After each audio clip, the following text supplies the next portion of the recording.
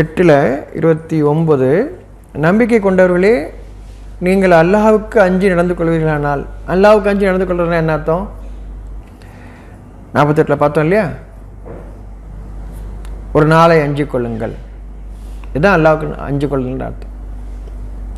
அல்லாஹ் அப்படின்னா நன்மையை தவிர இல்லை, உங்களுக்கு வழிகாட்டக்கூடிய அந்த செய்தியை தவிர இல்லைன்னு அர்த்தம். இறைவன் சொன்னால் ஒரு உருவமாக பார்க்காதீங்க, உங்களுக்கான வழிகாட்டுதல் ஒரு செய்தி, இறைவனுடைய வாக்கு. நல்ல வாக்கு வேணும்னு கேட்குறீங்க இல்லையா? நல்ல வாக்கு அந்த வாக்கு தான். அந்த வாக்கை கொடுத்தது யாரும் இல்லை, யாருன்னு தேடாதீங்க, வாக்கு தான் நம்மளுக்கு வழிகாட்டிகிட்டு இருக்கு. இறைவாக்கு, நல்ல வாக்கு, இறைவாக்கு.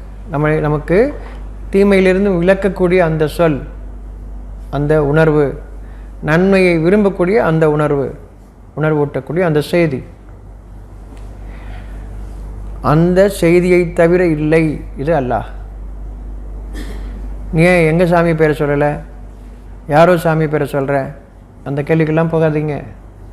உருவம் இல்லை, அது வாக்கு, இறை வாக்கு. அது இறை வாக்குன்னு என்ன? நல்ல வாக்குன்னு அர்த்தம். நல்ல வாக்கு, என்னை பாதுகாக்கக்கூடிய ஒரு வாக்கு, தீமையிலிருந்து என்னை பாதுகாக்கக்கூடிய ஒரு வாக்கு, நன்மை எனக்கு தரக்கூடிய ஒரு வாக்கு, என்னை உயிர்ப்பித்து எழ வைக்கக்கூடிய ஒரு வாக்கு, அது உணர்வு. நடந்து கொள்ளுங்கள், அதை தவிர நீங்கள் அஞ்சுவதற்கு எதுவும் இல்லை என்று கூறுகின்றான். உங்களுடைய உள்ளத்தில் அறிவிக்கப்பட்ட அந்த உணர்வுக்கு அஞ்சுவதை தவிர இல்லை என்று கூறுகின்றான். ஏற்றுக்கொள்ளுங்கள் சொல்கிறேன். தவறாக போகும்போது உங்களுக்கு பயம் வருது, தவறு இல்லைன்னா நீங்கள் அது நற்செய்தியாக பார்ப்பீங்க. நல்லெண்ணத்தோடு நம்ம இருக்கும்போது அது நல்ல செய்தி, நம்ம தவறில் இருக்கும்போது அது எச்சரிக்கையாக இருக்குது, நமக்கு எச்சரிக்கை வழிகாட்டுது. இப்படி தான் வழிகாட்டுது.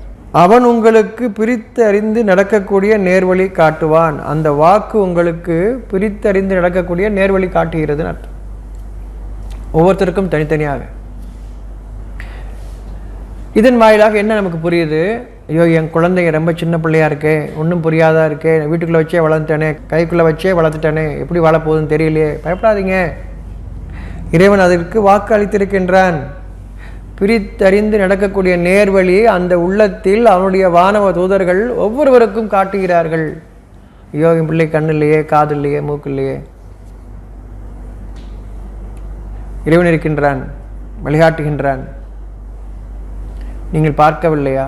ஓரறிவு, ஈரறிவு, 3 அறிவு, 4 அறிவுன்னு சொல்லிடுறீங்களே, 5மே கொடுக்கப்பட்ட நமக்கு அதையும் வாழ வைத்து கொண்டிருக்கின்றான்னு புரியலையா?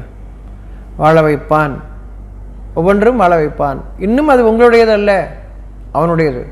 வானங்கள் முதலாக பூமி வரையிலும் உள்ள யாவும் அவனுடையதுன்னு சொல்லியிருக்கும்போது நீங்கள் என்னதுன்னு சொல்கிறீங்க. அது என்னதுன்னு சொன்னதுனால அடுத்தவனுடையதை அழிச்சா பரவாயில்லன்னு நினைக்கிறீங்க இல்லையா? நீங்கள் தானே நியாயம் பேசுகிறீங்க.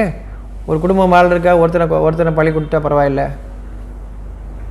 ஒரு தெரு நல்லபடியாக இருக்கிறக்கா ஒரு குடும்பத்தை அழிச்சா பரவாயில்ல, ஒரு நாடு நல்லபடியாக இருக்குன்னா ஒரு ஊருக்கு அழிச்சா பரவாயில்லன்னு நீங்கள் தான் நியாயம் பேசுகிறீங்க.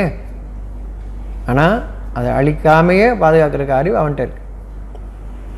அது அழிக்கப்படாமலேயே பாதுகாக்கக்கூடியது அவன்கிட்ட இருக்கு. பிரித்தறிந்து நடக்கக்கூடிய நேர்வழி அவர்களுக்கு உண்டுங்கிற மன தெளிவு அடைங்க.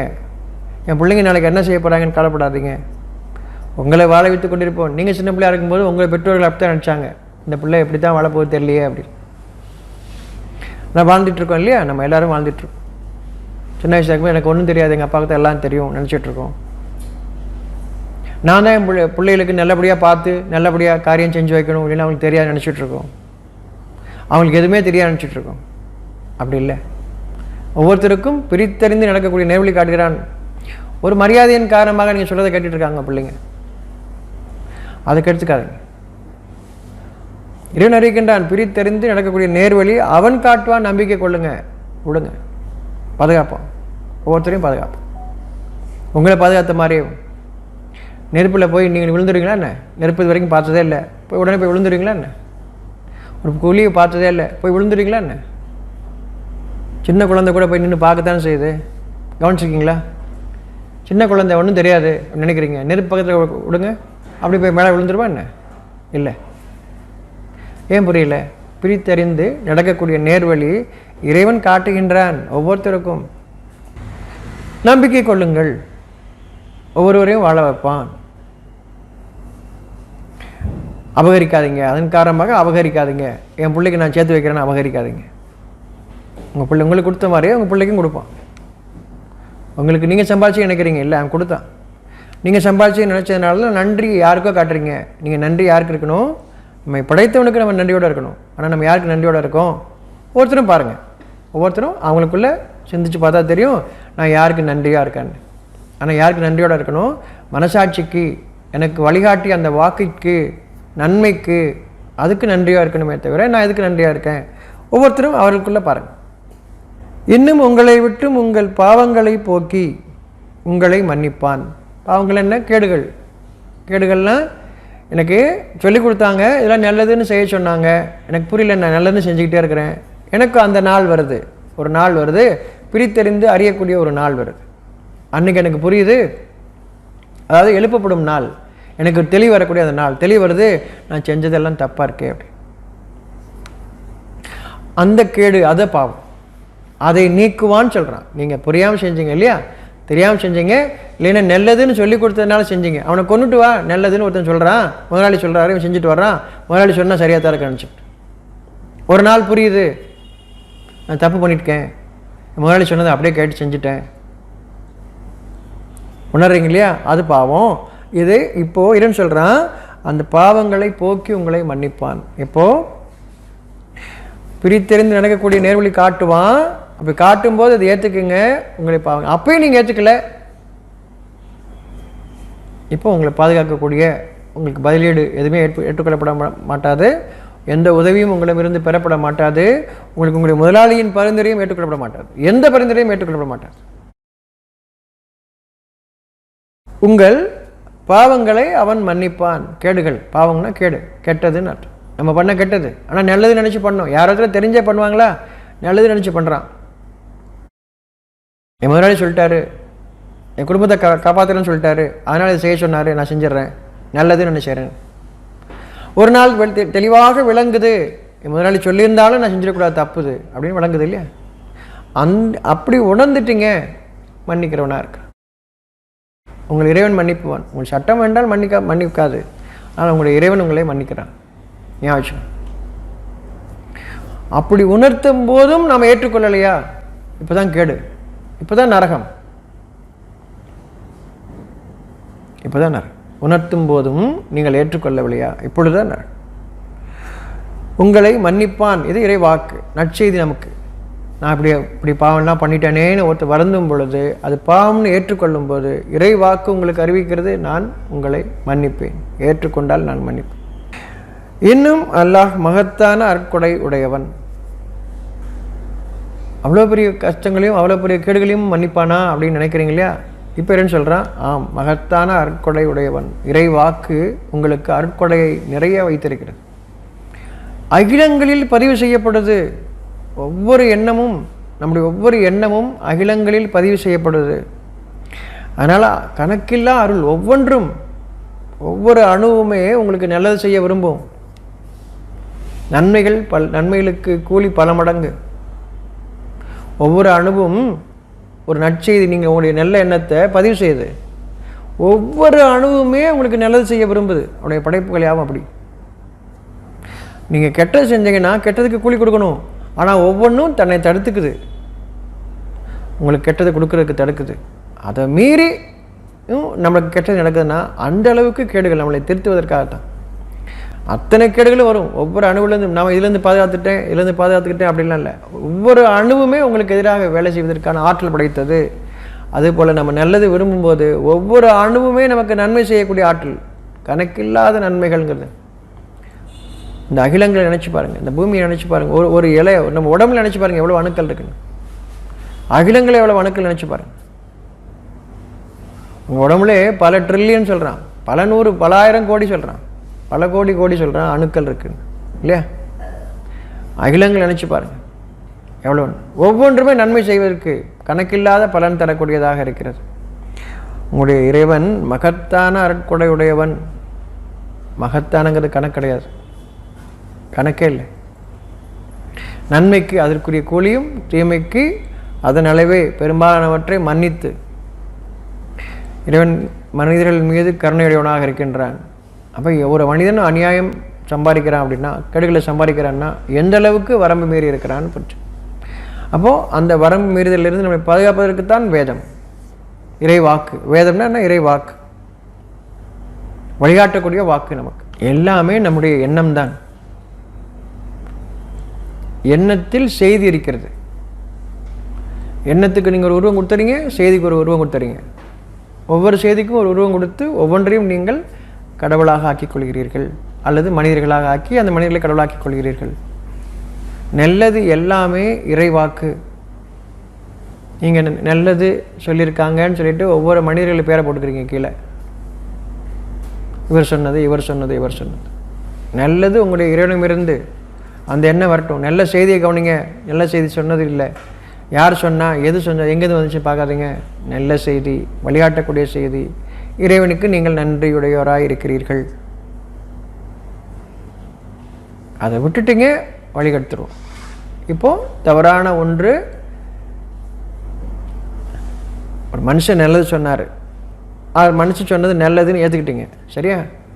இன்னொன்று சொல்கிறாரு நல்லதாக இருக்குது, ஏற்றுக்கிட்டீங்க. அடுத்த முறை அவர் சொன்னது நல்லதான்னு பார்க்காம ஏற்றுப்பீங்க. அந்த ஆபத்து இருக்குது, ஞாபகம். ஆனால் செய்தியை கவனிச்சிங்கன்னா எப்பயுமே இது நல்ல செய்தி தானான்னு சிந்திப்பீங்க. ஆனால் உருவம் இங்கே வரல. இப்போ அந்த நன்மைக்கு மட்டும்தான் நீங்கள் பண்ணுவீங்க. மனிதனுக்கு பண்ணிஞ்சிங்க அப்படின்னா, அந்த செய்தி மனிதனுடையது அப்படின்னு எண்ணத்தை கொண்டு நீங்கள் பண்ணிஞ்சிங்கன்னா, தவறாக ஒன்று வரும்போதும் இல்லை இது நல்லது தான்னு நீங்கள் யுகத்துக்கு போயிடுவீங்க. அவர் வாஸ்து சொன்னார், இவர் ஜாதகம் சொன்னார், இவர் இன்னொன்று சொன்னார். 1 2 சரியாக இருக்குது, 3ஆவதும் சரியாக இருக்குன்னு யுகத்துக்கு போயிடுவீங்க. அந்த 2 சரியாக இருந்தது உங்களுக்கு சோதனை. அதுக்கு உங்களுடைய படைச்சவனுக்கு நீங்கள் நன்றியுடையவராக இருக்கிறீங்களா?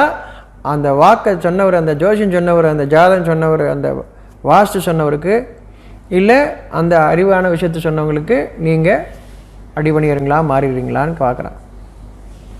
அதுதான் சோதனை, மனிதனுக்கான சோதனை. நன்மையாவும் அவனிடமிருந்து வேதம் அறிவிக்கிறது. அவன் சொல்கிறான், நான் சொல்லலாம் நல்லதுன்றான். சிந்தித்து செயல்படுங்கள்னு ஏன் சொல்கிறான்? நீங்கள் உருவத்தை படிச்சிங்கன்னா உருவம் அந்த உருவத்திலிருந்து வர்றது எல்லாமே நல்லது நம்ப ஆரம்பிச்சிருவீங்க. நீ சொல்கிறேன் இல்லையா, கம்ப்யூட்டர் தப்பு பண்ணுமா அப்படின்னு சொல்கிறோமா இல்லையா? நீங்கள் எதை நம்பிக்கை கொண்டாலும், எந்த ஒன்றை நீங்கள் நம்பினாலும், சிந்தனையோடு அந்த செய்தியை நீங்கள் நற்செய்தியா கெட்ட செய்தியா கவனிங்கள். அவ்வளோதான். அதை பற்றி நமக்கு அறிவிப்பது தான் வேதம். யாரை பற்றியும் அல்ல. நீங்கள் கடவுளையே ஒருவராக ஆக்கிக்கிறீங்க, இல்லைன்னா பலவாக மாற்றிக்கிறீங்க. கடவுளை ஒருத்தராக ஆக்கிக்கிறீங்க, இல்லைன்னா பல பேராக ஆக்கிக்கிறீங்க.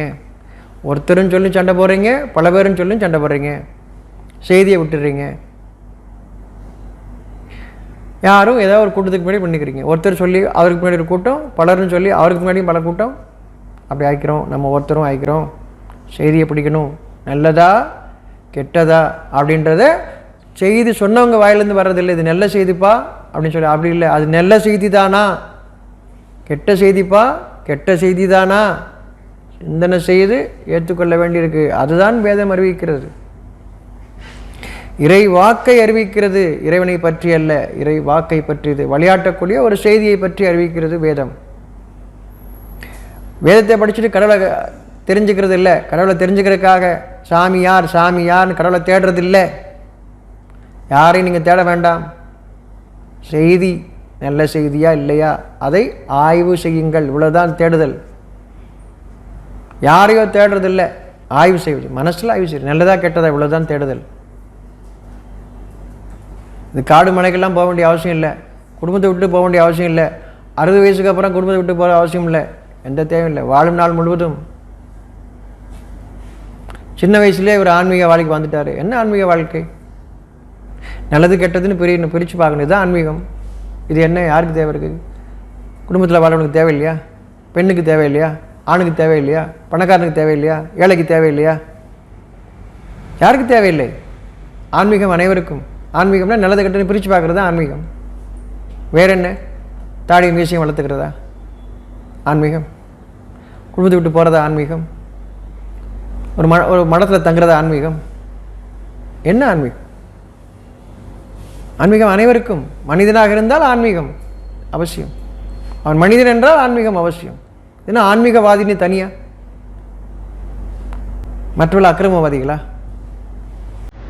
ஒவ்வொரு மனிதனுக்கும் ஆன்மீகம் வேண்டும். நல்லது கெட்டதை பிரித்து பார்க்குறது ஆன்மீகம். வேற என்ன?